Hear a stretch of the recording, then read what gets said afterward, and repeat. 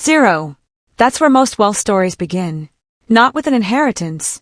Not with a trust fund. Not with a lucky break, or a rich uncle who left you something in a will. Zero. And I want you to sit with that for a second, because somewhere along the way, society sold us this idea that wealth is something you're born into. That if you didn't start with something, you're already behind. That the gap is just too wide to close. But I'm here to tell you, that is one of the most expensive lies you will ever believe. Because wealth, real, lasting, generational wealth, it is built, brick by brick, decision by decision, dollar by dollar, and it has been built from absolute zero by ordinary people more times than you could count. The question isn't whether it's possible. The question is whether you know the blueprint. And today, I'm giving you the blueprint. This is exactly how I would build wealth from scratch if I had to start over today, with nothing. No savings, no investments, no head start, just a steady income, a working brain, and the willingness to do what most people won't. If you're starting from zero, or starting over, this video is for you. Stay with me. This one is going to change things. Let's build. Before we talk about a single number, a single account, or a single investment, we need to talk about something that most finance channels skip entirely. Your mindset. Now before you roll your eyes, hear me out. Because this isn't about positive thinking or vision boards. This is about something very practical and very real. Most people treat money as something that happens to them. It comes in, it goes out, and they feel like passengers. The wealthy treat money as something they direct. It comes in, and they decide exactly where every dollar goes and what job it has to do. That shift, from passive to intentional, is the foundation everything else is built on. Here are 3 beliefs you need to drop right now if you're serious about building wealth from zero. Belief 1. I don't earn enough to invest. Wrong. Wealth building isn't about how much you earn. It's about what you do with what you have. Starting small is still starting. And starting always beats waiting. Belief 2. Investing is for rich people. Also wrong. Investing is how regular people become wealthy. The stock market, index funds, compound interest, these tools exist for everyone with a smartphone and $10. Belief 3. I'll start when things settle down. This one is the most dangerous. Things never fully settle down. Life is always happening. The best time to start is right now, with exactly what you have. Once you decide that wealth is something you are actively building, not something you're waiting to receive, everything changes. Your decisions change. Your habits change. Your future changes. Mindset first. Then the money moves. All right, let's get practical. Step 1 of building wealth from scratch is knowing your starting point. And I mean really knowing it. Not a vague sense of, I'm not doing great financially. A clear, honest, numbers on paper picture of your current financial situation. Here's what that looks like. You need to know 4 things. 1. Your monthly income. Every source. After tax. 2. Your monthly expenses. Every single one. Not estimates, actual numbers. Go through your bank statements. Most people are genuinely shocked by what they find. 3. Your debts. What you owe. To who, and at what interest rate. 4. Your assets. What you own that has value. Savings, car, or anything. This exercise is uncomfortable for a lot of people. Looking at the real numbers, especially if they're not pretty, takes courage. But here's the truth. You cannot navigate to a destination if you don't know where you're starting from. A GPS can't route you somewhere if it doesn't know your current location. Your finances work the same way. Get a piece of paper. Open a spreadsheet. Use your notes app. Do it today, not this weekend. Today. Because the moment you see your full financial picture, clearly, honestly, it stops being overwhelming. It becomes a problem with a solution. And problems with solutions, those get solved. Step 2. And this one is non-negotiable.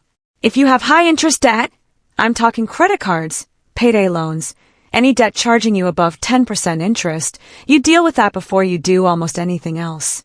I know some people will say, but shouldn't I be investing at the same time? And I understand the logic, but here's the reality.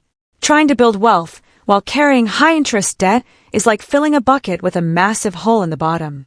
You keep pouring water in, but it drains just as fast from the other side. The average credit card charges well over 20% interest annually. The stock market historically returns around 10% annually. You are mathematically losing ground every single month. You carry that balance while trying to invest. So here's what you do. 2 proven methods. The avalanche method. You list all your debts from highest interest rate to lowest, and you attack the top one first while paying minimums on everything else. This saves you the most money mathematically. The snowball method. You list debts from smallest balance to largest and knock out the small ones first for quick motivational wins that keep you going. Both work. Pick the one that fits your personality and commit to it fully. And while you're paying down debt, stop adding to it. Cut the card if you have to. Delete the save payment info. Make it harder on yourself to go backwards. Every dollar of high-interest debt you eliminate is an immediate guaranteed return that no investment can reliably beat. That's your first wealth-building move. Step 3. Before you invest a single dollar in the market, you need a foundation. And that foundation has 2 parts. Part 1 is a starter emergency fund. I want you to get $1,000 set aside in a separate savings account before anything else. Not invested. Not locked away. Just available for when life does what life does. Breaks your car, sends you a medical bill, surprises you with an unexpected expense. That $1,000 is your first line of defense. It keeps one bad day from becoming a financial disaster. It keeps your credit card in your wallet instead of being maxed out. It gives you breathing room to make better decisions. Once your high-interest debt is cleared, you grow that emergency fund to 3 to 6 months of living expenses. That's your full financial buffer, the thing that means a job loss or major emergency doesn't wipe out years of progress. Part 2 is a budget that actually works for your life. We talked about the 50, 30, 20 rule in our last video. 50% of income to needs, 30% to wants, 20% to savings and investing. Paid first before anything else. But here's the key. The 20% that goes to your future has to be automated. Set it up so it moves on payday without you making a decision. Because the moment saving requires a decision, life will always find a reason to spend it instead. Your emergency fund and your budget aren't the exciting parts of wealth building. They're not going to go viral, but they are the foundation that makes everything else possible.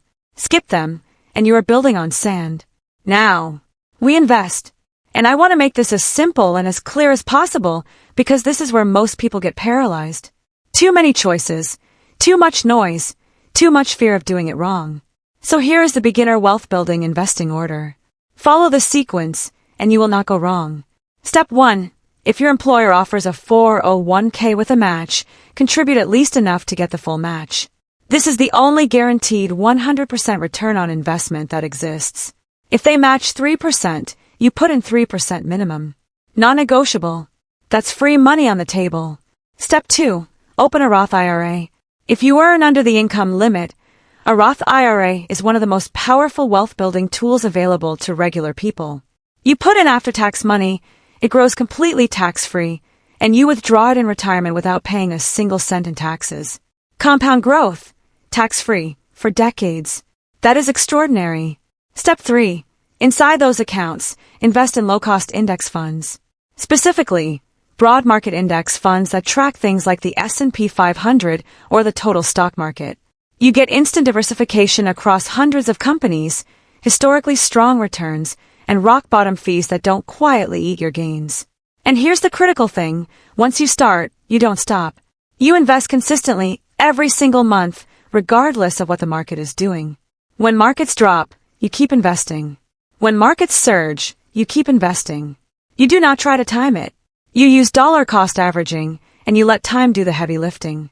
Starting with $50 a month is fine. Starting with $200 a month is great. The amount matters far less than the consistency and the time you give it to grow. I said it before and I'll say it again. You don't need a lot to start. You just need to start. Now here's the step that most traditional personal finance content skips or barely touches, and it's one of the most powerful levers you have. Increasing your income. Cutting expenses has a floor. There's only so much you can cut before you're living uncomfortably and the budget stops being sustainable. But your income? That has no ceiling. And here's what I want you to understand. You don't need to build a business empire or become an entrepreneur overnight. You need to be strategic about growing what comes in. There are 2 paths here. Path 1, grow your primary income. Ask for that raise. Pursue that promotion. Invest in a skill that commands a higher salary in your field. Negotiate. Too many people accept the first number they're given and never revisit it. Your salary is negotiable more often than you think. Path 2, add income streams. A side hustle, freelance skills, selling something you create, a part-time role in your area of expertise. The gig economy and the internet have genuinely democratized the ability to earn beyond your main job. Now, I'm not saying hustle yourself into the ground. I'm saying look at what skills and knowledge you already have and think about whether there is a way to monetize them, even modestly. Because here's the math. Every extra $200 a month you earn and invest adds up to over $400,000 over 30 years at a historical average return. $200 a month. That could be one client, one small gig, one skill. More income means more fuel for the wealth engine. And the engine we're building, it runs on fuel. Step 6 is one that people almost always overlook when talking about building wealth, especially when you're just starting out. Protecting what you build. Because here's a painful truth. You can do everything right. Save diligently, invest consistently, grow your income, and one single uninsured event can wipe years of progress out completely. I'm talking about insurance. And I know that sounds boring. I know it doesn't feel like wealth building, but it absolutely is. Health insurance. If you don't have it, one serious medical event can generate debt that takes years to recover from. This is not an area to gamble with. Renters or homeowners insurance. Protecting the physical assets in your life from unexpected loss. And as your wealth grows, life insurance and disability insurance become increasingly important. If you have people depending on your income, protecting that income is protecting their financial future.